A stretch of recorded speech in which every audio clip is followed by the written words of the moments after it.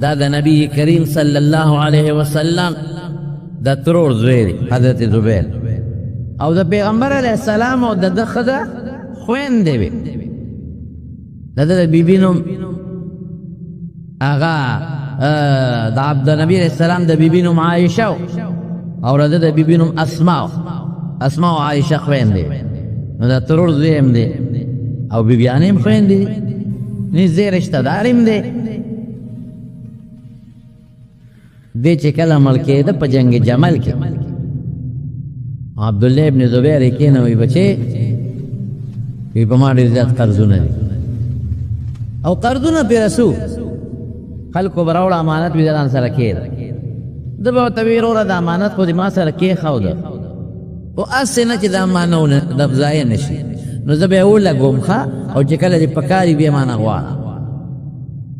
نو چې یو شی ما سره امانت پروت وي او زه هغه سړي ته ویم چې ما له اجازت راکړه چې دا زه ولګوم نو لګولی شي بیا لیکې د مال د مالک لم پیدا را او د لم پیدا را دی به په خپل کاروبار کې ولګوي نو د لم پیدا شو ګټه به ولو کې هغه لم پیدا ده ولې که داسې سره پردی امانت روک شو نو د هغه تاوان دی او چې تا ورته ووایي چې زه به یې لګوم او بیا روک شو خراب شو نو بیا په تا تاوان دی نو د سره به خلقو امانتونه کېښودل حضرت زبیر رضی الله عنه نو ده به ورته وایي زه به یې لګوم او پې قرطوره کېدل یا چادر نه کړل زما د مولا نه غواړه بابا مولا دې څوک دی مولا خو مرئي ته م وایي سردار ته م وایي رشته دار ته م وایي بابا مولا دې څوک دی وی مولا مې الله دی بچې چې قرض خلاص شي نو بعد رشتہ داران وغیر وارثان نو د ما د ټول مال 3 حصہ د قرض نه پس د بابوی له ورکړي او چې کمی د قرض نه پس او د خیرات د وصیت نه پس چې 2 حصے پاتې شي تاسو تقسیم کې نو سیر بچې چاته به وینو یو صحابي ولا مخې له ورغی وی زما پرور سونه قرض دی وی دومره او استاسو مال خو دومره نه قرض خو نه پوره کېږي او ګورې که چرته قرضم خلاص نه کړو ما ته ووایه زه به را سره امداد وکړم حضرت عبدالله ابن زبیر وایي چې څومره مال او ځمکې کورونه هم خرڅ کړل غوره ښه وایي خدای پاک هغه 22 لکه روپۍ قرض هم خلاص کړ د هغې نه پس چې کوم وصیت و هغه وصیتونه مې هم ورکړل او څونه مال شو د مال کې خدای برکت واچو مال څونه شو سکم 6 کروڑ درهم سکم 6 کروڑ درهم او دا عبدالله ابن او دا حضرت زبیر چې دی مبشر بالجنت مو نبی کریم صلی الله علیه وسلم چې کوم لسو صحابو له په یو مجلس کې جنت زیره ورکړي یو پکې عبدالرحمن ابن عوف دی او بل پکې حضرت زبیر زمارونو په صحابو کې صحابه ډېر مالدار تیر شوي دي حضرت عثمان ذوالنورین نه دی تاسو ته عثمان غنی وایي ذوالنورین یو د رسول الله مبارک لور په واده و حضرت ام کلثوم او بل حضرت رقیہ یو وفات شو نو بل په نکاح کړه یا رسول الله بدوی وفات شو رسول الله صلی الله علیه وسلم فرمایل وی که زما 3 ملور وی نو ابا مې عثمان لور کړی سونه مالدارو اوهو لیکن مال سره مینا نشته ولې مدینه ته چې صحابو هجرت وکړه نو خوږی او په مدینه کې کمې وي او به ترخې وي په کویانو کې هم مالګي جنې وبوي د یهودي او پیو بیرې روما ورته وایي نو هغه یهودي چې به کله خوښ خلکو له به ورکول او چې به نه او په بیه به ورکول حضرت عثمان صاحب ورغی ورته ویې لکه دا نیم کوي را باندې خرڅ کا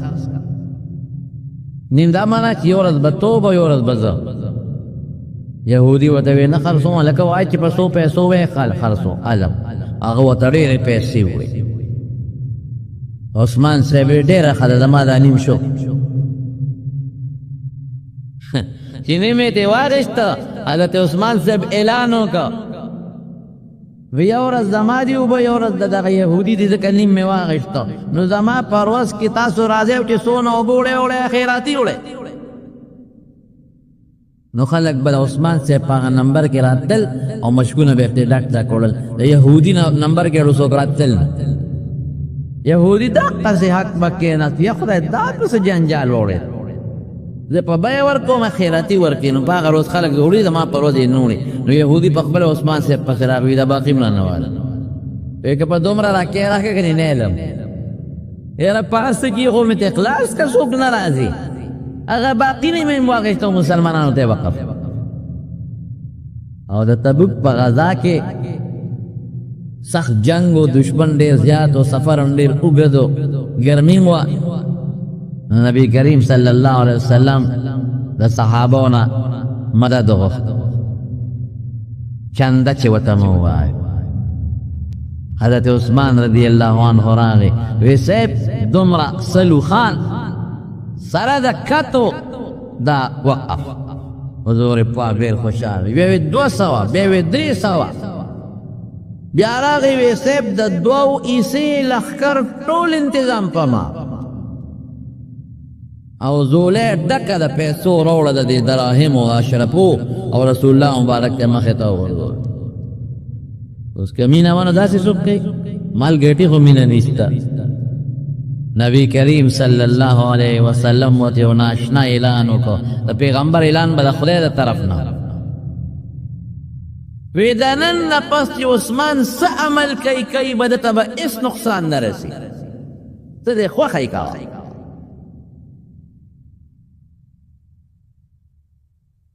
نو د مارونو مال ګټه د ښځې حق دی د بچو حق دی د خېټې حق دی سخا به پکې وکړې حج به وکړې عمره به وکړې بچو له به ودونه پکې وکړې لوڼه به په ښه طریقه واده کې مېلمه ته به دې تندې روښانئ خو مینه به نه کې مینه دا معنا چې بس 1 روپۍ د خدای په نوم نه ورکې مینه دا معنا چې بس روړي او خوندې کې نه د مینې نښه دا ده د مینه به نه کې څه خیرات به کې صدقې به کې غریبانانو له ورکوه مالدار نه ورکولی شي صدقه زکات به نه ورکې تحفې ډالۍ جومات له مدرسې له غریب له تا کوه او دا به خدای ډېری کمۍ به نه یو بنی اسرائیل واقع نبی کریم صلی الله علیه وسلم ذکر کوي وی یو سړی ولاړو او یو اوریاز راغله وی زه ولاړ یم اوریاز مې ولید او ناګهانه په اوریاز کې ګړزار شو لکه بېګا چې څنګه و چې ګړزار شو په یو غر باندې چې باران وشو هغه اوبه را روانې وې داسې راتلې او په دې اوریاز کې مې یو اواز واورېده غیبي اواز اسقي حدیقة فلان اے اوریازه د فلان کی باغچه سیراب کا اوریاز نه مې اواز واورېد اوریاز وګړبېده او اوشوې او روانې دي دا سړی وایي چې ما وې ورګه دا اوبه چېرته ځي لښتې ډک دی وایي اوبه بسې تلم لښتې کې روان یم ورسره دا لښتې په یو باغ ورغی چې په باغ ورغی باغ کې سړی ولاړ دی بیچي ورسره ده هغه اوبو ته ورخونه ازادۍ او بندۍ باغ سیراب شو ما د هغه سړي نه تپوس وکړو ستا څه نوم دی نو ما ته هغه نوم واغې کې د هغه اوریازې د اواز نه مې کومه اورېدلې اوهو او دومره اوبه رالې چې د هغه پټې پې به سیراب شو ما وی بھیجان ته په دې دا ته څه نیک عمل کې ځکه دا اوبه چې د کومې اوریازې نه را پرېوتې دقې اوریازې نه مې اواز واورېده چې د پلانکي باغچه سیرابه که ستا دا نوم مې اورېدلی دی هغه وی زه خو نور څه نه کوم او چې د دې باغ کم آماده نه شي نو درې ځایه یې کوم یو ځای واپس به دې باغ لګو او یو ویسته غریبانانو فقیرانو له خیرات ورکوم دوستانو له ډالۍ ورکوم او یو ویسته خپلې ښځې او بچو لاړو ګوره د صدقې دا برکت حضرت نوح علیه السلام چې کله کښتۍ ته وخته نو دوه جوړې د حیواناتو د هر څه وردننه مسلمانان ورسره وخته یو بوډا سپین ږیری په کښتۍ کې ولاړ دی چا نه پېژني نوح علیه السلام ته خپلو امتیانو چې یو بوډا بابا دی پکې کښتۍ کې مونږ خو یې نه پېژنو ویری ولې چې د مټیو نه ته څوک یې چې بې تپوسه کښتۍ ته راوختې وی د شیطان یې ابلیس یې بدماشه داسې نه زموږ دشمن یې او بې تپوسه کښتۍ ته راخېږي پرېږدم دې نه اوس دې برابرو یاره مهرباني وکړه پرېمې ده بس غلطي مې کړې ده خو وی خاله دې پرېږدمه چې ما ته هغه څیز وښیې چې انسان ته مسلمان ته په ډېر لوی ضرر دی هغه څیز وښایه چې مسلمان ته انسان ته د هغې نه کټ ضرر دی وی بیا راته څه نه وی وی نه ویم درته وی ښه دوه څیزونه دي چې هغه د مسلمان دپاره زهر قاتل دی یو حرص او بل طمع حرص او طمع او لالچ دا د مسلمان دپاره زهر قاتل دی دا دوه څیزونه دا ډېر خطرناک شی او وی اسنګه وی هغه دعوه او یو بغض وی ما بغض وکړه د آدم علیه السلام سره نو وی دما مرتبې ته وګوره بغض خو دونه خطرناک شی دی او وی آدم علیه السلام حرص وکړه طمع وکړه ولې الله ورته وی دې بوټي لګوتې موړه نو ما ورته وسوسه ور واچوله چې دې له یو څه نو ټول عمر به جنت کې او کدی ګوتې یو نه نو کوزی دی ګورې نو هغه طمع وکړه او د جنت د ژوند لالچ یې وکړه چې ګوتې یې وړې نو دنیا ته راغی او دا فارسی بانان وی بے طمع سے حرف داری هر یک ازو خالی وی تتم دری حرف دی یو توی دا پکی پینشتا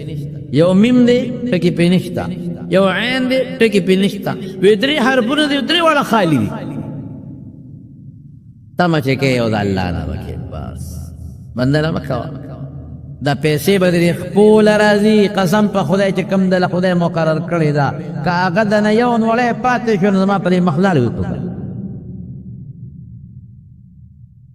اللہ قرآن شریف کے فرمائے الا ان نفسا لن تموت حتی تستکمل رزقها چې څومره رزق دله خدای لیکلی دی ابه خوري اله به مري خدای خو دروغ نه وایي چې کوم رزق الله مقرر کړی او اس فکر مه کوه تمه من حیث لا یحتسب د داسې طرف نه به خدای درکړي چې ستا په وهم ګمان کې به هم نه تېرېږي مولانا رشید احمد گنگوهی رحمت الله علیه او زه جماعت کې ناست وم نو یو سیټ راغی دا بعضې خلک په دې مولیانو باندې هم څه دغه کوي ازمایشونه کوي یاره دا ما ته پته را زموږ باباجي و شهزاده مولوي صاحب خدای دې وبخښي په دې پیرانو جومات کې به یې وړه دوره کوله یو سړی ولا راغی ما ته ښه یاد او دا زکات به د ضیاء الحق په وخت کې د خلکو د مدرسو له ورکوه ورته یې وی مولوي صاحب دا چک مې راوړی دی او دا ته وصول کو د طالبانو لی ورکړه هغه له خدای جبا سوچ ورکړي ورته مسلمان زما په لاس یې ولې ورکړې خپله یې ورکړه هغه وخندل وی نه نه بس تا باندې اعتبار دی بس تی ورکړه دوی نه ورکړې او که هر څنګه پکې لالچ یې ورکړه هغه والا کاغذ واپس کړو مسلمانه په دې نه پوهېږم دا یو سکتی ورکې ورکې زما په لاس یې ورکې یاره بیا وروسته به هم ته پته ولګېده چې دا په یو اجره کې یو سازش شوی و درې کسه پکې شریک و یو اجره کې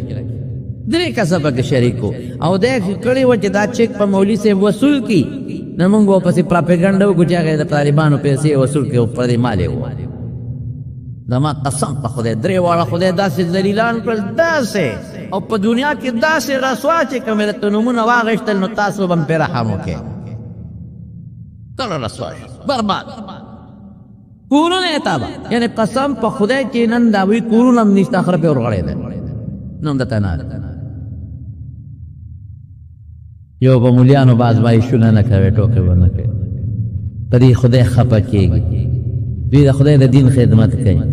نو چې څوک د خدای د دین خدمت کوي نو الله پې خفه کېږي غواړي مولیانو سره به هغه د خبره ظلم زیاتې او دا سازشونه به بلکل نه کوي دا ګناه نو سیټ صاحب په زړه کې دا چې راشه بیا به ورته ګورو به چې دلې پیسې راوړې خو هغه ډبلې روپۍ وې وی صاحب دا مې راوړې دي دا والي وی زما نه دي په کار زما ورته جت نشته وی طالبانو له یې ورکړه وی ته یې ورکړې که نه د شیخ الحدیث حضرت مولانا محمد ادریس صاحب په بهترین او ښکلي اواز سره د مختلفو اسلامی واقعاتو او مختلف بیانونو اوریدلو دپاره زمونږ د یوټیوب چینل ځان سره سبسکرایب کړئ او ملګرو سره هم شیر کړئ وی صاحب تا طالبان دي دا مې راوړي دا وله ورکړه وی چې زما په لاس یې ویشي په خپله پې ویشه که نه شیخ صاحب بار لاړ د مولانا رشید احمد ګنګوي صاحب په پڼو کې هغه پیسې واچو او داسې ډډې ته ودرېد چې ما نینی مطلب یې دا چې زما د مخه کوینالې خو زه اوس ګورم چې اوس اوچتی که نه پیسې خو د خلکو خوښې د خپل عبادت وکړو اشراق مونځ یې وکړو چې کله راووته او سپلو کې خپه منډله نو هغه د روپو ډکې وې ویې که او خو سپلو کې خپه نه ور دي وکتل ټول د روپو ډکې د پاس هم پې پرتې دي اولاد مې دې ته کتاب ګوره سپلی او سنډلې روپۍ ته یې وسنډلې او څه وایي ګنده ماله چې څوک در پسې منډې وایي نو تختې ته ځان نه ورکې او چې څوک در نه تختي له پیزار سلامونه کې بولې را دا حقیقت دی مولانا زکریا صاحب رحمت الله علیه دا یہ تقریر بخاری کے واقع لکھے بخاری شریف یو تقریر وی یو سړی دی او مسافر د جمعات ته راغی جمعات ته مسافر څنګه راغی وی کتل نو په یو ګوټ کې هلته یو سړی ولاړ دی عبادت کوي دلته بل ولاړ دی عبادت کوي هلته بل ولاړ دی عبادت کوي دی وی چې زه خو ډېر زیات اوږې ما زه راشم چې دوی سالې به زمئ نو دی کې یو جینۍ راغله ښایسته ښکلې خوبصورته هغې سره خوانچه ده د غوښو د هډوکو د څه ورته وایي د روجو ډکه هر قسمه خوراک پکې دی چې دا جینۍ څنګه راغله او دا اشنا چې هغه درې ورته هډو ګوري نه او دی ورته اوس په نیغ په نیغه په ترس ګوري چې شیخ راغی خدایه چې کم خوا به ځي هغه جینۍ خوانچه کېښوده لوټی راواخېسته او لاسیندونکې ورسره دی هغه ګوټ والا له ورغی او اوس هډو ګوري نو دې ته جینۍ ورته منت کړي د الله سوینده ډوډۍ به نه خورم لرکه نه جینۍ لږه به خامخا خو نه یې خورم او ورته منتونه کوي اخر کې په منتونو رضا که لاسې وینځل بیا ورته خوانچه مخې ته کېښوده وایي دا وخوره نو هغه سړي چې به څنګه هډوکې خوړه که نه نو دا هډوکې به یې راغېشته دا غوښه به یې ته وخوړو دا جینۍ به یې په دا مخ ویشته غوښه به یې خوړو دا جینۍ به یې په دا مخ ویشته بیا به یې غوښه خوړو جینۍ به او دې به ورته منتونه کول چې خیر دی که ما ولي خو دا خورا خلاص که خورا خلاص بیا ورغی هغه بل په مانځه ولاړ دی او دا هډو ګوري نه هغه ته مینه زاري کوي نه خورم نه خورم خورې به خامخا خیر منت ته کوم لاسونه یې پې ووینځل هم دا چل کوي چې غوښه خوري په هډو کې دا جینۍ په دا مخ ولي چې غوښه خوري په هډو کې دا جینۍ په دا مخ ولي او جینۍ په هغې کې ورته منتونه کوي او مړی یې دی ورته شیشه غېښتې وي چې خدای نمبر خو زما دی چې اوس ما له راشي شی خلاص نه شي هغه ګوټ له هغه مو سره دا چل وکړه نه خورم نه خورم رضا کو په مینت یې په خوراک وخوړو هډوکې خوري غوښه او په مخ دا جینۍ ولي اخره کې دله راغی چې دله څنګه راغی دی ورته وایي لاس نینځم او ته کې انځې انځه که نه خپل کار کوه دا مطلب و چې دا خو د نورم دا چل وکړه زه هم دا چل وکړم وایي سړی پوه شو چې دا خو ښه ده غصه شوه وایي ښه دې خوا کو به وینو لاس یې وینځي خوانچه ورته مخکې کړه د هډوکي اوچت کړه او د هډوکي نه یې غوښه وخوړه او هډوکي اوچت کړه او جینۍ پې په دا مخ وویشته هغه دا مطلب و چې دې کلي به رواج هم داسې چې ډوډۍ خوري په هډوکي داسې خوله خو چې هډوکي اوچت کې پې ویشته هغې خوانچه کې ایښوده او پې ورغریوال دې مرهرې اوس ته هغه داسې کړي دا خدای بې خو باسه ډوډۍ در وړم ما په مخ ولي ودرېږه چې در باندې وګرځو هغه وی چې داسې کار دی چې هغوی خو دولس وینې کړی او بیا دې پې ډوډۍ وخوړه نو زه څه خبرو مې دا وره دې وطن رواج داسې ده او ورته وایي وی د زه دنیا ما جنې ورته وایي د دنیا دنیا او دا ما سره چې سلاس کې د دنیا سامان دی شویشت ادرې رانه خفه دي رضا کو مې نه رضا کېږي راته شا کوي او زه مه شا کوې وخورئ او ته خو چې راننوتم تا راته هغه دی نه شیشه غشتی و ته خو ما پسې یې ستا رضا کولو ته ساجت دی که خورې وخوره ډکېږي ډک سګې دا خدای دی بې خو باسه واقعي څومره چې دې دنیا ته دې شا کړه که نه هغه مره در پسې در منډې وایي او چې څومره ورپسې لګېدلې نو تختې به ده نو ما درته ده ووې چې دنیا ګټل منه نه دي تجارت کوه د صحابو موټرې اوښانو ځان له موټر واله د صحابو ځمکې وې دا نه چې نه وې باغونه مو ځان له ځمکه هم ساته تجارت هم کوه هغوی دکاندارۍ هم کړي دي هغوی زراعت هم کړی دی هغوی خرید و فروخت هم کړی دی هغوی مالونه ما درته مثال درکړ لیکن خدای نه دی پرېښی رجال لا تلهیهم تجارة ولا بیع عن ذکر الله و اقام الصلاة و ایتاء الزکاة دې مال دولت د خدای نه دی خوا کړی د خدای نه غافل یې نه دی پرېښی نو ورسره به الله نه یېری ګټه کوه منه نه دي مال جمع کوه منه نه دي خو خدای به نه یېری دې وجې نه الله فرمایي کلا بل تحبون العاجله دنیا مو خوښه ده وتذرون الاخره او آخرت مو یېر دی او د دنیا او د آخرت فرق د دنیا به څونه ژوندي ده یو سړی د اتیا کاله ژوند دی او په اتیاو کالو کې 15 کاله خو ته د نابالغ والي راوړي او نیمه شپې دي ځه اتیاو کې نیمه شپې دي نیمه ورځې دي نو هغه نیمه شپې خو په غفلت کې لاړ 40 کاله خو په غفلت کې تېرې شوې څو پاتې شوې 40 دا چې اتیاو ته ورسې ګورو ستیا ته نه پول صادل ته پرته ده مخکې به صاف دننه وه اوس ساس سپېمو کې چې خبرېږي ټک مړي چې له اتیاو ته ورسې نو 40 خو په شپو کې لاړ 40 پاتې شو نو 40 تو کې 15 کاله خو دې دا الګ دغه لرې کا نو څو پاتې شو 15 نو 15 تو کال کې خو کم از کم د 10 کاله وی الګ ته ماشوم دی نو څه جون دی او د آخرت جون څومره دی امام غزالی لیکلی دی وی که دا ټوله ځمکه د اوري د دانې نه ډکه کې تر اسمانه پورې اسمان څومره اوچت دی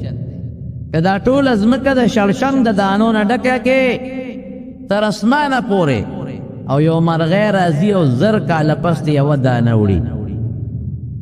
نو دا دانې به ختم شي خو د جنت جون به ختم نشي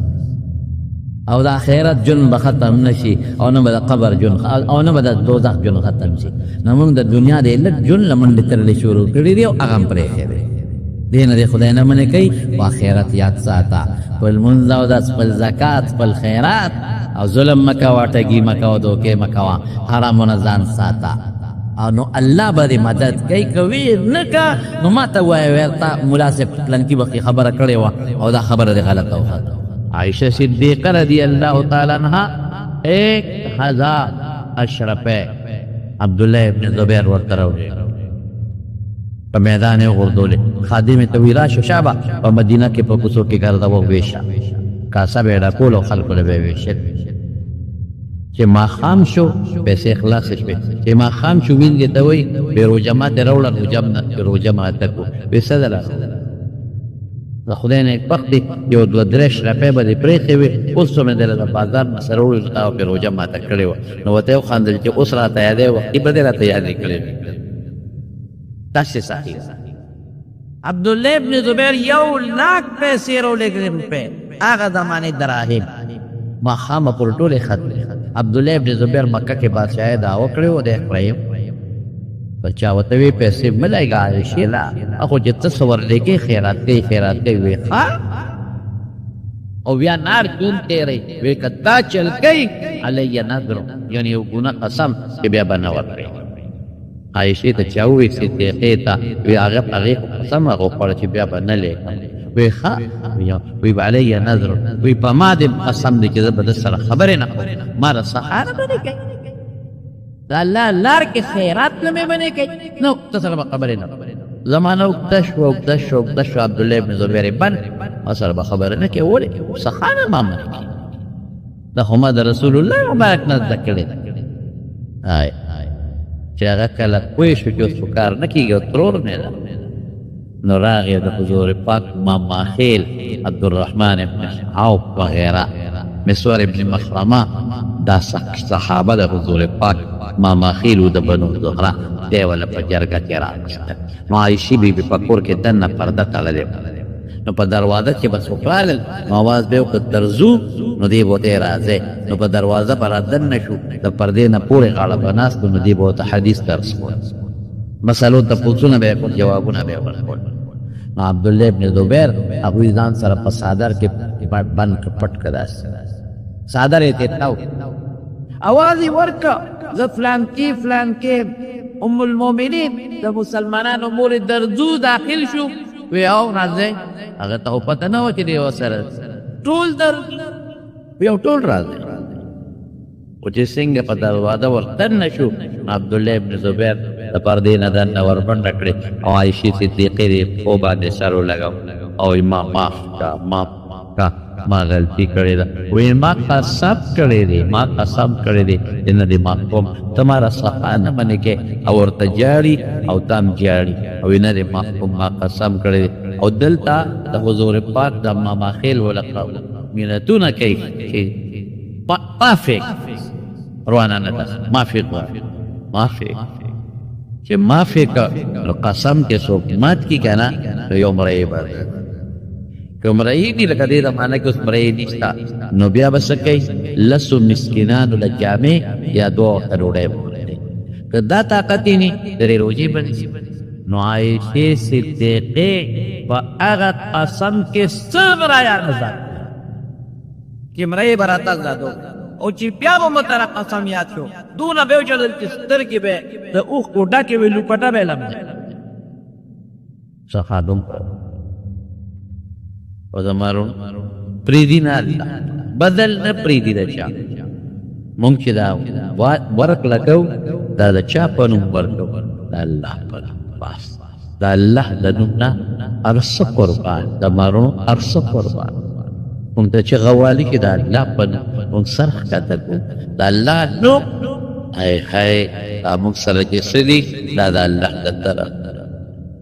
د عزت مان دولت جامع بچی قصق افرې د الله طرف چې ونه غواړي سپنې چې ونه غواړي پر سترګې ړندې چې ونه غواړي پر خپله کږۍ پالک به والي لاړې به ترې بېږي چې ونه غواړي اوس په دې لاسونه شلي اوس په دې پښې شلي او خدای که په دې لاس باندې خولې ته شیب ور دننه کړي چې ونه غواړي اوس به د نفوتیا دې بېږي بل به دې پاکوي میاتونه چې څومره دي کوم من نعمت من الله ټول د الله د الله د نوم نه ارس قربان زمارو نو مهرباني وکړئ اوس خپله غوټې مه ورکوه که زکات در باندې فرضي کړې پاک کوئ چې هغې نه انکار نه کوي دا مه وایئ چې زما مال به کم شي کم دي شي نه کمیږي کم دي شي مثل الذين ينفقون في سبيل الله كمثل حبة أنبت 7 سنابل في كل سنبلة 100 حبة والله يضاعف لمن يشاء زکات د خدای لار ورکول دي صدقات جومات مدرسه غریب دا ټول د خدای لار ورکوه یو په 200 چنده به خدای درکوي بلکې د هغې نه زیات به درکوي وکته درې نه کړې به ما ته بیا راشي خو یاره د الله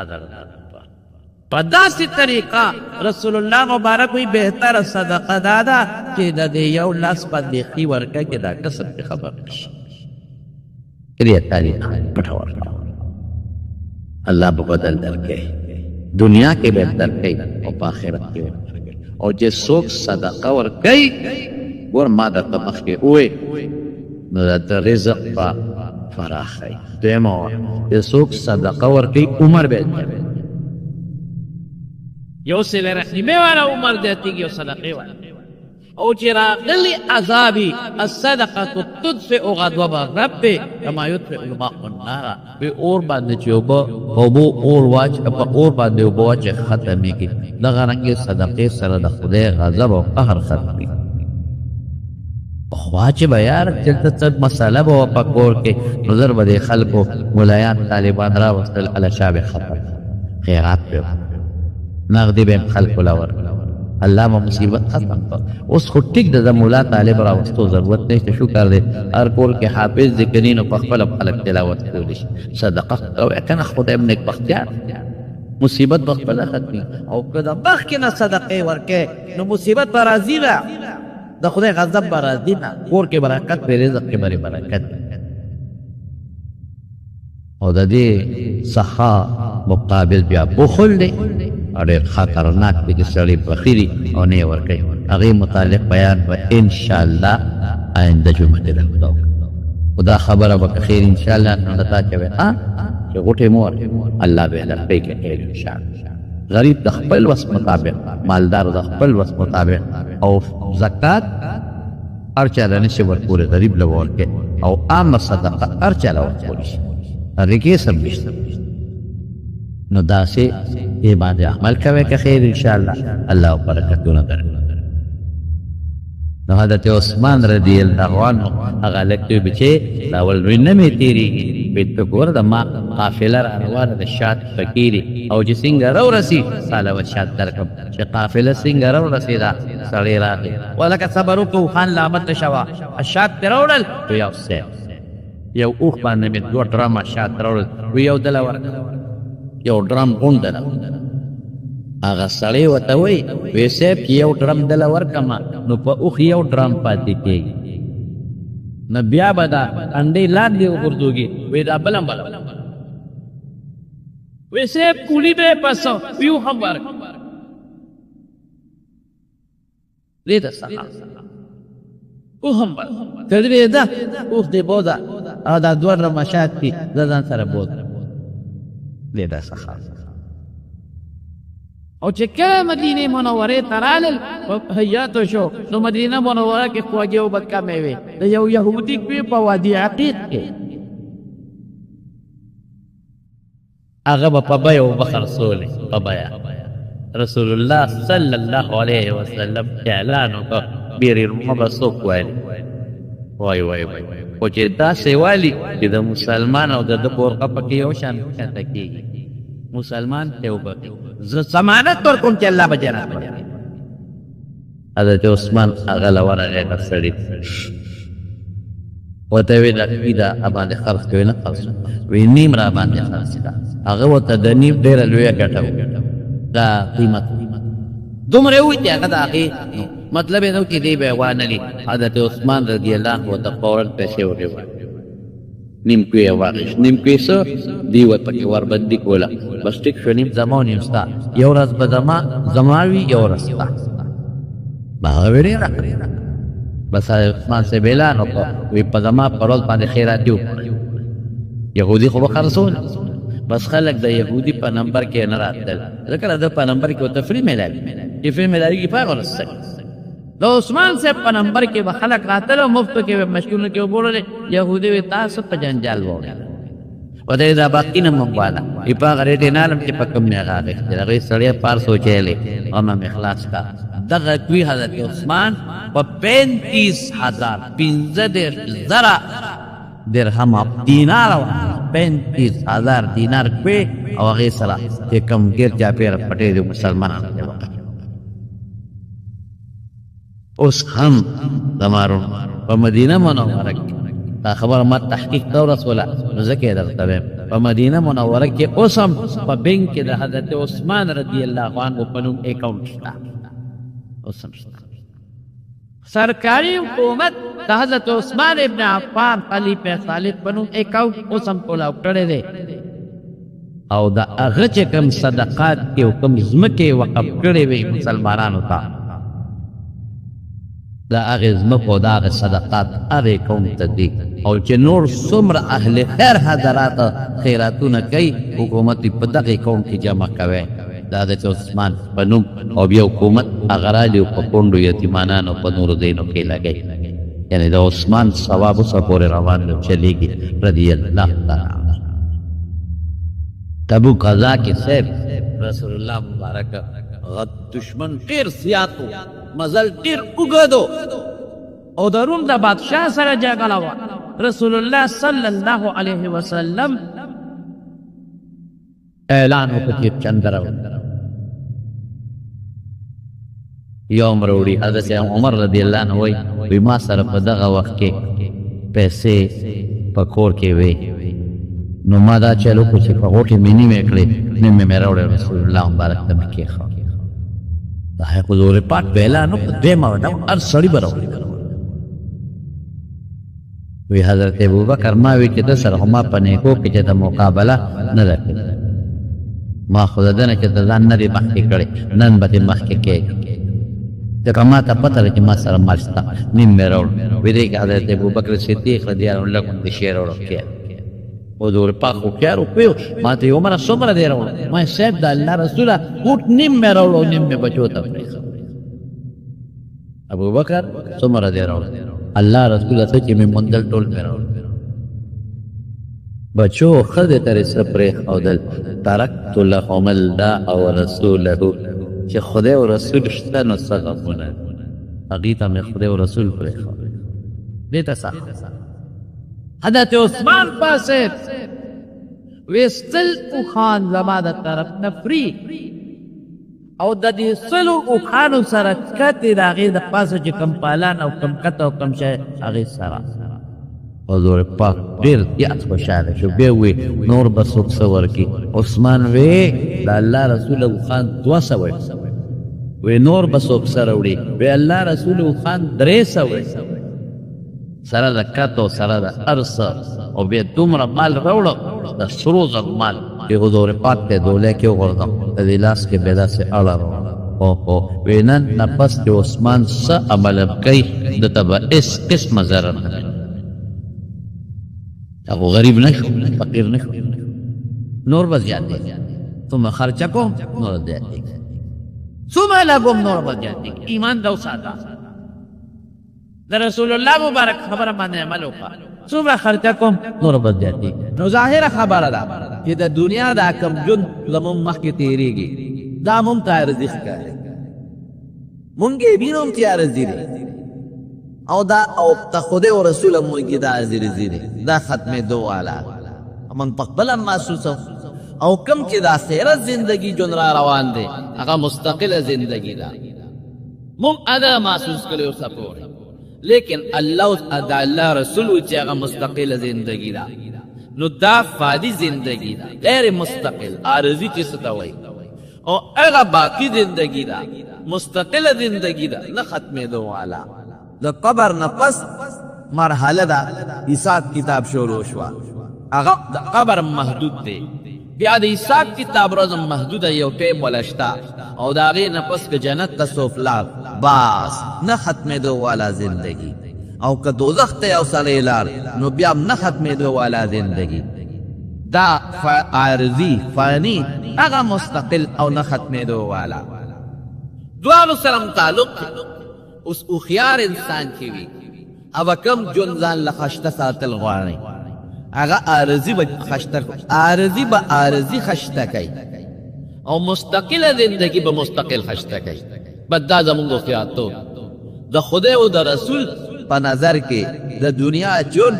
دا عارضي زندگی ده، دا مستقل نه دی. او د آخرت زندگی دا د انسان دپاره مستقله زندگی ده. الله او رسول کوشش تا کوي، الله چې کوم هدایات موږ له راکوي او موږ له کوم شریعت وضع کړی دی، د الله او د رسول وینا او د الله او د رسول د وینا مقصد څه دی؟ نو ادا چې د دنیا دا ژوند ګټه ګناه نه ده، بیا کوه، تجارت کوه، خپل ملازمت کوه، او د دنیا خپل نظام نیم چلاوه بالکل، خو دې ته به په دویم نمبر کې ګورئ. اول نمبر نظر به د خیرت دی، د الله نظر لومبي د انسان دپاره خیرت ته دی، او دیم نمبر دا دنیا ته دی. د پیغمبر علیه السلام سوچ د انسان دپاره د دنیا د زندگی دا دویم نمبر والا دی. ایک نمبر والا زندگی او سوچ دا د آخرت والا دی. او زمونږ د بعض خلکو سوچ څه دی؟ مونږ دنیا ته په اول نظر کې ګورو چې کوم مسلمان دی، او آخرت ته بیا مونږ په دویم نظر کې ګورو. دې وجې نه که مونږ د دنیا نه دوی مړ شي، یا د ورور د یو انسان مړ شي، نو هغه چغې او سورې او د خدای نه فریادونه او خدای سره په جګړه وي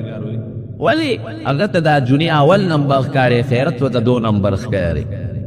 او دا الله محبوب بنده وي محبوب بنده ډېر زیاته مینه به یې ورسره مونږ بعضې وخت خلک تپوس کوي یاره دا انسان خو د خدای ډېر خوښ دی او ده له خو یې ډېر کله ونه ورکړ نیک سړی دی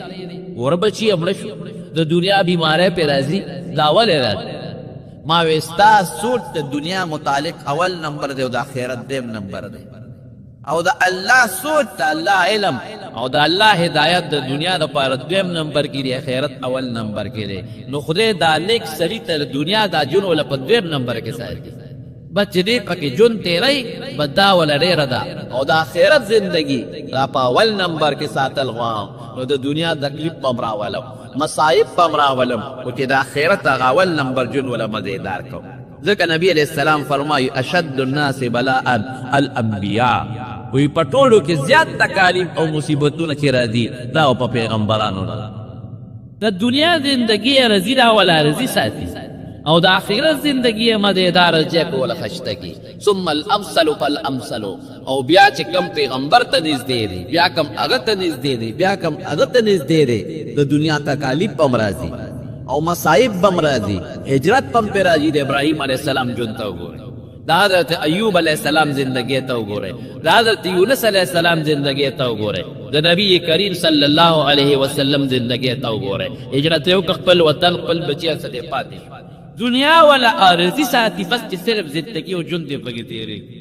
او مقصد آخرت دی د دې تکالیفو چې کوم اجر الله بیا په آخرت کې ورکوي روح د هغې څه انتها بیا نشته نو دنیا به مونږ ګټو هم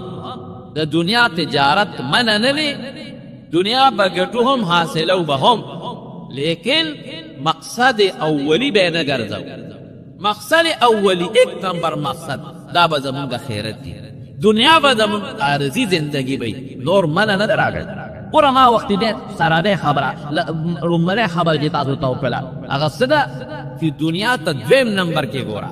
1 نمبر کې مه ګوره آخرت ته 1 نمبر کې وګوره دنیا ته په 2 نظر کې وګوره عزت نشته دنیا که ته خدای مه یېروه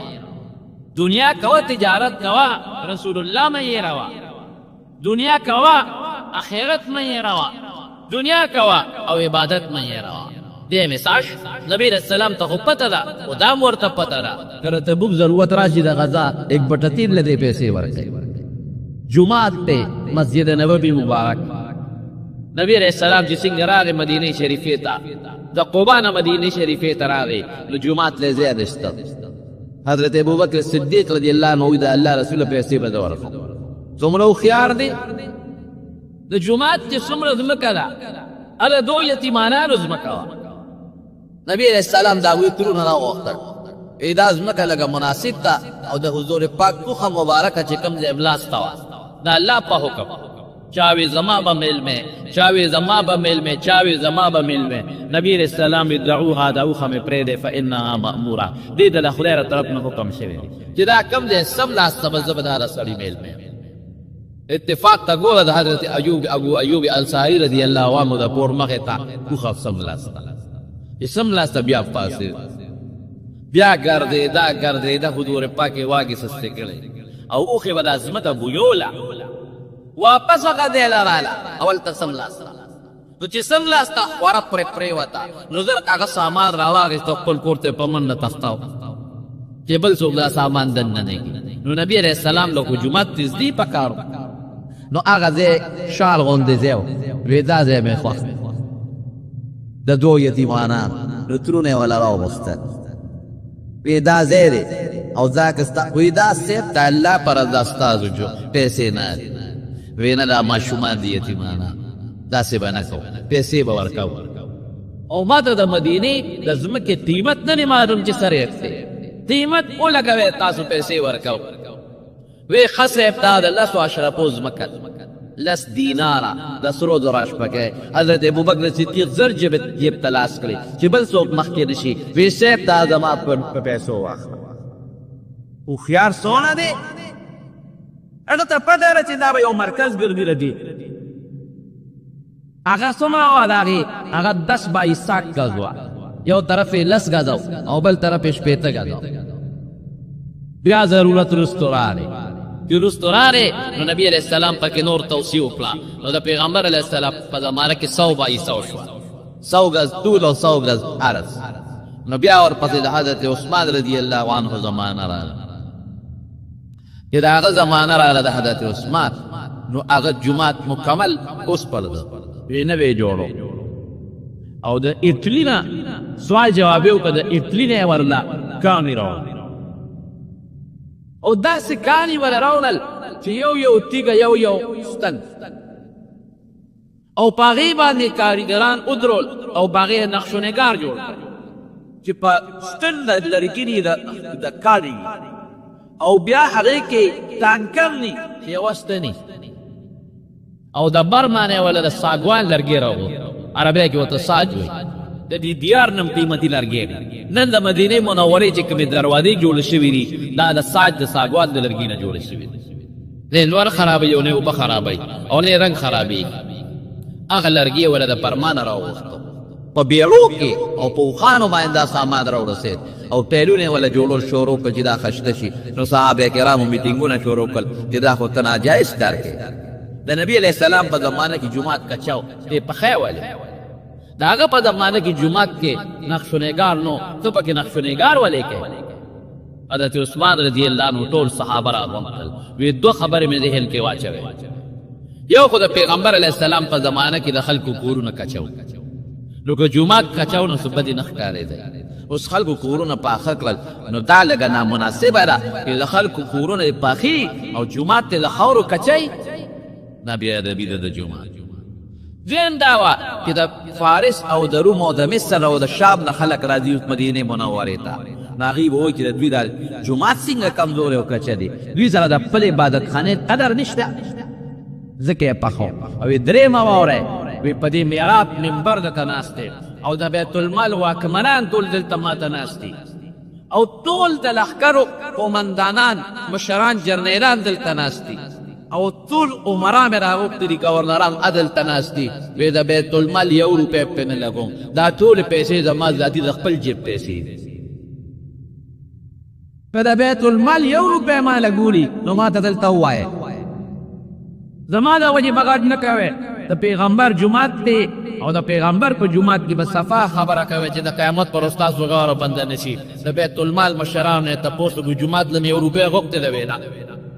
گورنرانو نه تاسو کو تاسو نه ما چې د 1 روپۍ غوښتل چانه وله وینا وی د خپل جیب پیسې په لګو نو بهترین جماعت حضرت عثمان رضی الله عنه جو صحابه وسره ومنه بیره راخله دروازې په جوړ کړې او ټیلونه پکې لګول او لرګي کې زیات خشته خپل استعمال کا دا ولې مالدارو کمال وسره نو دا کار به چته نو کړل او خياران تر نه کور کې په مسجد نبوي کې څومره منځونه کوي پلاکاو خلق استاد جمعات جوړ شوی دی چې تاریخ لیکي چې په یو وخت کې 12 लाख کسان پاره کې مسئول شي 12 लाख کسان بلکې دا خو امیر د خپل د مصلوي سات لګولې دی هغه کې د دریو کسو په دای کې سرور درې شي تن مدريږي نو د 12 लाख هم زیات لیکن ابھی په خپل حساب جمعات کې دن د 12 लाख کسانو گنجائش برابر کړی دی چې کوم د جمعات دن نه دی یو کس چې مسکای څومره ثوابي کیږي په یو روایت یو پزر او ببل کې یو په 50 سره ثواب کیږي دا ټول یو ځای کا د دې برابر ثواب په لومبه د حضرت ابوبکر صدیق کیږي ځکه چې لومبه زمکه جمعات تا وقف کړل بیا نمبر ثواب بیا د حضرت عثمان رضی الله عنه کیږي ځکه چې جمعات کې توصیه دوی کړې د بنیاد علی دواوی خوذلې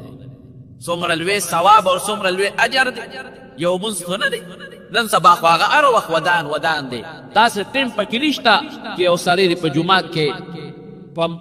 زور جمعات یا په نوي جمعات کې خالی دی پیدا کی د حج په سیزن کې وګوره په رمضان کې وګوره دې ودو کې وګورې لګ رش کمی غری چې عمرې شروع شو بیا څومره رش شروع شي دا ولې مال شته وسره خو پر خپل مال کې رب العالمین نه دی ورکړي الله پکې یاد ساتلې حضرت زبیر رضی الله عنه د نبی علیہ السلام د ترور زوی او د پیغمبر علیہ السلام ساندوم دی دا د بیبینوم اسماء او د حضور پاک د بیبي نوم عایشه دا دواړه خپل نسل سره خویندې دي لوی مجاهد دی حضرت زبیر کله چې وفات شو نو قرضونه وکړي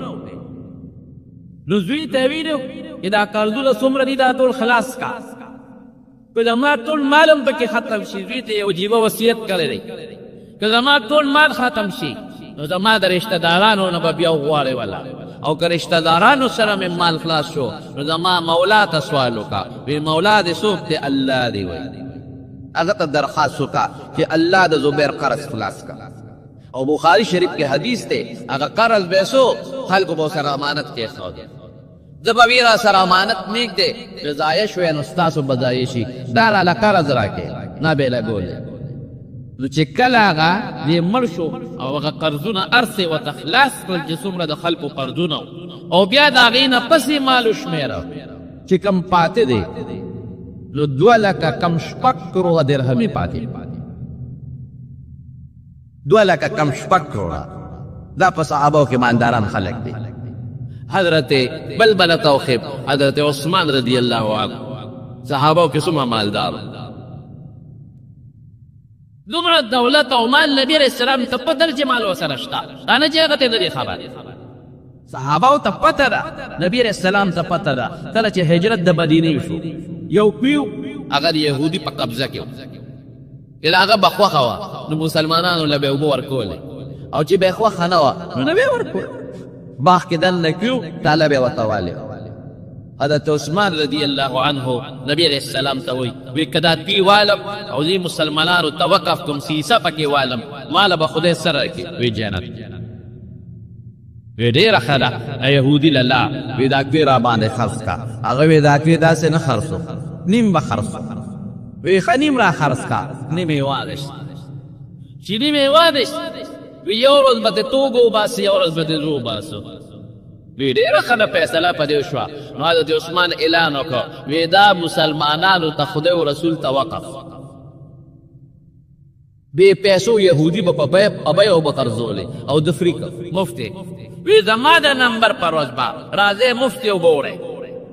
نو خلکو به په دغه ورځ وګورلې د یهودي په ورځ به څوک نه راته د چا کار سره چې په پیسو یې په یو ورځ به 2 مشکه یو شي که نه 2 مشکه به یو شي یهودي ته پته ولګېده چې زما شی خو شل شو دا مې څه غلطي وکړه ما خو یې به هم خرڅوي زه به هم خرڅوم به په خپل نمبر خرڅوي زه به په خپل نمبر خرڅوم یهودي ورته وایي دا باقي نوم والا وي همدغه مې غرض دی باقي نیم یې ترې واخېست هغه باغ او پیه ټول د الله په نوم وقف دا یو شو د تبوک د غدا دپاره نبي علیه السلام مبارک ته نو هغې له د پیسو ضرورت و نو د چندې اعلان وکړو نبي علیه السلام نو د ابو نیم لښکر چې څومره سامان وفا او د هغې نور زرې تورې دا حضرت عثمان رضی الله عنه په خپله د هغې خریداري وکړه او هغې مسلمانانو ته وقف کړه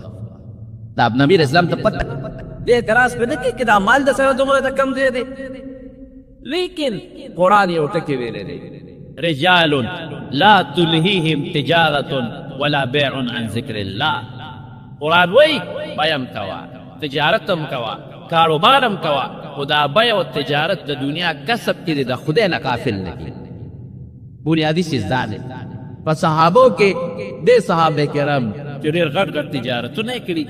دا ځکه درته وایم چې د بعضې خلکو ذهن کې دا رالي چې دا تجارت جوړ ګناه ده او دا نوکري چې څوک کوي دا جوړ ګناه ده او دا بچی باندې چې دا اعلی تعلیم حاصلوم چې ډېرې ښې پیسې وګټي دا جوړ ګناه ده خبره داسې نه ده دا غلط سوچ دی حضرت عبدالرحمن ابن عوف رضی الله عنه په صحابو کې یو صحابي تیر شوی مدینه شریفې ته هجرت وکړ مدینه منوره کې ودې تاجر او زبردست تجارت کار یې کو هر څه په مکه کې پاتې شو بچی پاتې شو په مکه کې هر څه پاتې شو مال پاتې شو ځمکې پاتې شو منډې پاتې شو نبی علیہ السلام ولا یو صحابي سره ورورولي جوړه مدینه منوره کې یو مهاجر او د مدینې باشندگانو ته به انصار وي د هغې به ورورولي خپل منځ کې جوړه کړه نو لومبۍ زمانه وه ورورولي به یې داسې وه چې انصار وی زمونږ مال به دوی سره نیمه مال کې به زمونږ دوی شریکي نو یو صحابي دی حضرت سعد ابن ربی رضی الله عنه د ده او د هغه تعلق یې جوړ کړه دوستانه یې جوړه هغه صحابي ورته وایي سعد ابن ربی پانسوارو کې خو ډېر لوی ایثار او قرباني وه وی راشه تعال راشه ما سره کښېنه او قاسم کمالي و اهلی نسبین وی مالم دله نیم درکو نیم مال دله درکو او وی دوه به ښځې دي دوه بخاري شریف کې حدیث دی وی ته پکې یو خوښه که چې کومه ستا خوښه یي زه به هغې له طلاق ورکړم او چې عده کې پوره شو نه به تا ته په نکاح کړم یو ښځه به ما ته پاتې شي یو به مې ستا شي دونه غټه قرباني څوک ورکولی شي او ته څه وایي او تی بارک الله فی اهلک و مالک دلونی علی السوق وی ستا اهل دې خدای ستا مبارک او ستا مال دې خدای ستا مبارک کی ما د بازار خایم ما لا تجارت چل داری نو بازار یې ورته وښو نو تجارت یې شروع د ده مې خلاص و د هغه مې خلاص و نو مازدیګر یې ګټه راوړه نو په سبا نو بله ورځ نو بله ورځ د یو ځل نبي علیه السلام مبارک له په مخه وراوي نو پری وجود د واده نښې لګېدلې لکه چې څوک واده وکړي نو په هغه څه نښه به ښایي نو په هغه په دې وجود یو خاص خوشبويي وه چې هغه به ښځو استعمالوله نو نبي علیه السلام پرې پېښ شو مهیاب وی دا څه دي وی صاحب واده مې کړی وی چا سره وی د انصارو یو ښځې سره وی ولیمه دې کړې ده وی نه وی اولب ولو بشاتم وی یو ولیمه وکړه که یو ګرد چیلې یا هر څه چې خو یو ولیمه وکړه ګوره خدای والا ښځه ورکړي یو ښځه نه دویمه درېیمه څلور ښځې شوې مال ګټې کم ځای ته ورسېدله مالداري کم ځای ته ورسېدله نو دونه مالدارو چې په کور کې به پخوا خوا غټې روپۍ به وې دراهم به یې ورته وې او د نانیر دا ډیري به ولاړ او یو چې کله وفات شو نو ښځو مال تقسیماو نو څلور ښځې چې وي نو چې اولاد د سړي وي د څلورو په شریکه اتمه حصه کېږي هغه اتمه چې بیا په څلورو ښځو تقسیم کې د یوې 1/32 حصه کېږي هر چارې 32 نو د یوې ښځې پکې 1/32 22 حصه کېده او ورته وایي ما له خپله حصه پوره مه راکوې زما حاجت ورته نشته ما له نغد مال کې لږې غوندې پیسې راکړې نغد مال نه په بریانو کې غواړم نه په وینځو کې حصه غواړم نه په منډو کې غواړم نه ځمکو کې غواړم نه په جایداد او په کورونو کې غواړم نغد مال کې څه لږې غوندې راکړې هغې کې پوره مه راکوې لږې غوندې راکړې نو چې په نغد مال کې ولا صرف لږې ورکړې نو هغه زمانه کې 80,000 دینارو اشرفۍ د سرو زرو درهم د سپینو زرو به او اشرفۍ دینار به د سرو زرو نو 80,000 د سرو زرو اشرفۍ هغې ته معمولي لږې غوندې ورکړئ نو زه ویم اکثر طالبانو ته ویم که دی 1/32 وایي صحیح بالفرض نو ته 80,000 دینار لا په 32 کې ځای ورکړه چې څومره اشرفۍ به ته جوړوي دومره خدای مالدار لیکن سره هغه مالدارۍ خدای هغه نه دی پرېښودی د نبي علیه السلام مبارک د هغې خور وه حضرت شیما رضی الله تعالی عنها هغه د حوازن په دې قیدیانو کې په قید کې صحابه راوستې وه چې صحابه ونیوله نو دې ورته ویل زه خو ستاسو د پیغمبر خور یم وایي د کومې قبیلې څنګه یې خور یم وایي تاسو زما ما وله بول نو نبي علیه السلام دی راوسته وایي صاحب یو زنانه مو ګرفتاره کړې ده خو هغه وایي چې زه د خور یم وایي تاسو یې راغلی ماله نو چې راوسته نبي علیه السلام سره کېناسته وایي ته زما د کومې خور یې وایي زه د بیبي حلیمې لور یم وایي څه نښه سته وی ما تا چې ماشومانو یو بل سره به هم لوبې کړو او وی تا یو ځل پر ما چک لګول نبي علیه السلام ته او وی دا د هغه چک دار دی لاس یې ورته وی دا داغ اوس هم په ما باندې جوړ دی چې نبي علیه السلام مبارک یې لاس ته هغه داغ ته وکتل بې اختیاره یې وجلی او زر یې خپل څادر کوز که او په ځمکه یې ورته خور او دی د مټه ونیوی په دې د څادر د پاسه کې وی دا ایمان دعوت تر کو مسلمانه شه الله تعالی هغه مسلمانه ورته وی اوس ما سره دی او خپل قوم ته واپس تل غواړې ته اختیار وی صاحب خپل قوم ته واپس تل نبی علیه السلام وله ګړې چیلې اوښان درې مریان دوه ویندې دی وله په تحفه کې ورکړې ځان سره بیبي حلیمه رضی الله تعالی عنها دا بیا مسلمانه شوې ده مدینه منوره کې نبی علیه السلام مبارک فرمایي چې دا یو صحابي فرمایي وی زه ناستم نبی علیه السلام سره ولیکې یو بوډۍ ښځه راغله وی نبی علیه السلام ورته پاڅېد او خپل څادر یې کوز که په ځمکه یې ورته واچو او هغه ښځه یې پرې د پاسه کېنوله او نبی علیه السلام مبارک ورته مورې مورې وی او ډېرې خبرې ورسره کولې. مونږ تپوس وکړو چې دا ښځه ده او پیغمبر علیه السلام یې دون عزت وکړو چې دا لا څوک ده؟ وایي دا هغه ښځه ده چې پیغمبر علیه السلام ته یې پی ورکړي. د پیو مور لکه د خپلې مور په شان، رضاعي خور د پیو خور او د پیو ورور داسې دي لکه خپل رور او خپله خور. خپل رور خپلې خور سره نکاح منه، دې سره هم نکاح منه. چې واپس نبي علیه السلام جعرانې ته راغی، پکې هغه ټول قیدیان او مالونه دي. نو پیغمبر علیه السلام ته چا الوی چې صاحب هغه د حوازنو خلک چا سره چې په لار جنګ وکړو مونږ واورېدل چې هغه مسلمانېږي راځي. وی خلک صبر وکړئ دا مالونه مه تقسیموئ. که رالل مسلمانان چې لار ته واپس خو هغې ډېر زیات وخت واړو چې را نقلل نبي علیه السلام حکم وکړ وی بس دا غنیمت مال په خپل منځ تقسیم خو چې مال یې تقسیم کړ دوی راغلي.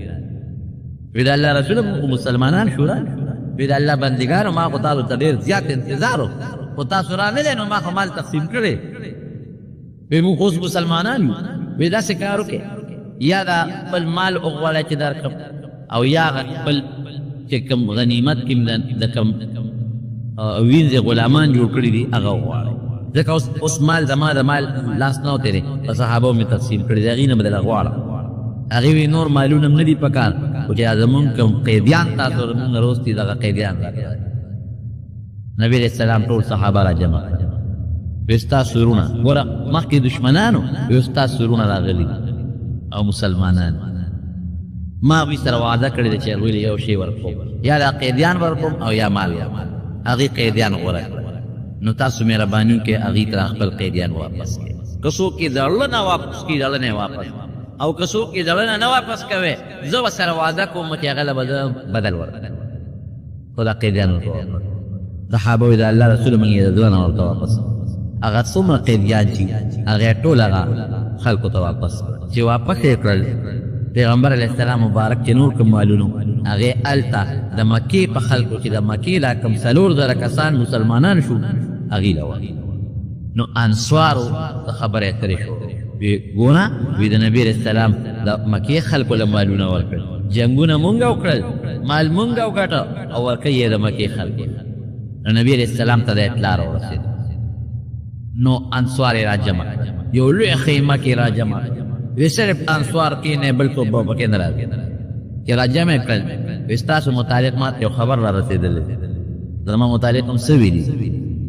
وی صاحب مونږ مشرانو ته نه دي ویلي او د هلکانو څه خبرې کړي څه ویلي وی دوی وایي چې ګوره د مکې خلک اوسه پورې کافر اوس مسلمانان شو مونږ ورسره جنګونه وکړل نو چې کوم غنیمت میلاو شو نو هغه هغوی له ورکوي مونږ له نه راکړه. رسول الله مبارک ورته فرمایي ای انصار وی نور خلق زما داسې دی لکه د عام وجود بشان او تاسو زما معده یې معده په وجود کې بهتر دی د وجود اصل شی د انسان معده چې معده دې ټیکي نو خوراک به دې خازمیږي وجود ته به دې سپلای ښه کېږي د وینې او که معده دې خرابه شوه نو که ته خوراک پکې ورچې هم نو ستا وجود چې معده کار نه کوي نو څو ورځې پس پرې دا خوراک به په ګند کې به وزیړو څو ورځې پس وجود بیا برباد شي. او نور خلق زما عامې جامې او تا او زما هغه جامه چې کوم زما وجود سره لګېږي. وی ګوره یو خبره ده وی تاسو وی نور خلق به مالونه یوسي خپل کور ته ما مال ورکړه هغې به مالونه وکړي ستاسو مال خوښ دی که د الله رسول هم خوښ نو خلق به مال یوسي او ای انصارو تاسو به د الله رسول ځان سره مدینې ته بوځئ. وایه اوس زه م خوښ یم ما مدینې ته بوځ که مال هم خوښ دی وی نه الله رسوله مال هم نه دی خوښ ته م خوښ وی ښه اوس درته ال ویم وی ما د مکې د خلکو له دا غنیمتونه ولې ورکړل تاسو له مې در نه کړل په دې وجه چې الله د دوی مسلماني کلکې مال مې ورکړ د چا مسلماني کمزورې ده څوک د زړه نه مسلمانان نه دي د خولې نه مسلمانان دي هسې نه چې مونږ اوس مدینې ته لاړ کړو او دوی بیا مکه قبضه نه کړي او چې کوم پکې د زړه مسلمان دا مړه نه کړي دوباره انقلاب جوړ نه کړي نو ما په دې وجه دوی له مال ورکړي چې د دوی اسلام سره او ایمان سره مینه پیدا شي په دې مسلمانۍ خو تاسو ته بیا ویم که زه م خوښ یم ما ځان سره بوځئ ټیک ده او که زه م نه یم خوښه او ما له خوښېږي مال درنه درکړم وینه نه رسول زموږ مال نه دی خوښي او ته م خوښېږي تا ځان سره واپس په دغې جنګ کې د مکې مکرمې په فتحه کې او تاس هم فتحه شو، حنین هم فتحه شو، طائف هم فتحه شو، مکه هم فتحه شوه. په لاره را روان دي، یو ځای کې نبي علیه السلام دمه وکړه. حضرت بلال ته بانګ وایه لمانځه وه. بلال رضی الله عنه چې کله بانګ وی د هغه کلي مسلمان د خلکو ماشومان داسې څوک د 14 کالو، څوک د 15، څوک د 10، څوک د 12، هغې یې بانګ نه وی ناشنا غوندې وه. نو ماشومان د بانګ پیښې د نوي شي پیښې کوي، نو هغې د بلال دغه بانګ پې چې د به الله اکبر، هغې به هم چغې کړو د الله اکبر. نبي علیه السلام صحابو ته حکم وکړ چې دا واړه ونیسئ. صحابه ورپسې منډې کړې، نور ترې وتښتېدل او یو کس یې پکې ونیو، د هغه نوم ابو محذوره. یری وسنګ نبي علیه السلام ته مخامخ کېنو، وی شابه وایه دغه بانګ څنګه دی وی؟ نو هغه الله اکبر الله اکبر شروع، اشهد ان لا اله الا الله، اشهد ان لا اله الا الله، اشهد ان محمد رسول الله، اشهد ان محمد رسول الله. نبی علیہ السلام مبارک له په سر لاس کېښود او په سینې مو لاس کېښود، وی دا یو ځل بیا ووایه او په زور یې ووایه. د لاس ته کلک نیولې، هغه په زور وکړې اشهد ان لا اله الا الله، اشهد ان محمد رسول الله. یو دې بانګ خلاص، چې بانګ یې خلاص کو کېنو، وی د الله رسوله، وی زما په زړه کې خو بانګ پرېوت، زه خو مسلمانېږم. بیعت یې وکړه پروردګار مسلمان چې مسلمان یې که اواز یې خشته و. نبي علیه السلام ولې یو انعام ورکړ، وی زه ستا د انعام شو چې ته مې د بیت الله بانګي مقرر کړ، ته د بیت الله مولم. خو چې دا کوم بانک ستا د مسلمانۍ وجه وګرځېدله، داسې بانک به نو هغه به بیا 2 ځله الله اشهد ان لا اله الا الله خو موږ دلته وایو، هغه به 4 ځله وي. اشهد ان محمد رسول الله موږ 2 ځله وایو، هغه به 4 ځله وي. وي همدقه بانک په مکه کې، دی د مکې مکرمې مؤذن. دا 8 هجري مسلمان نبی علیہ السلام مبارک تراغی بیا مدینه شریف. د اسلام تقریبا مکې د مشرکانو سره اخیری جنگ همدا، ډېر لږ خلک پکې مړه شو او نور مکه مکرمه رب العالمین هسې بې صفه مفتو کې مسلمانانو له ورکړه. او د خوشحالۍ خبره مو ځکه چې د نبي علیه السلام مبارکه خپل وطن و خپل کلی و مهاجرین به راتلل، وی د الله رسول زما کور دی، دې خو ته هجرت کړی، کورونه او ارض یې پرېښي. یو صحابي راغی نبي علیه السلام ته، وی صاحب زما کور دی پلانکي نیولی دی، ما د خپل کور واخله. حضور پاک مبارک ځان ته رانږدې کړي، دې خوا راشي، غوږ کې ورته پټه خبره وکړه. د هغې نه چا تپوس وکړ، وی نبي علیه السلام درته څه وی؟ ما ته یې ویل چې دا کور خو تا د الله دپاره پرېښی او هجرت دې کړی، نو اوس کې غواړې هم دې خوښه خپله ده، او کې نه غواړې او جنت کې د الله نه کور غواړې، نو ابد لخي یمه چې صاحب نه مې دې پکا جنت کې مې کور خوښ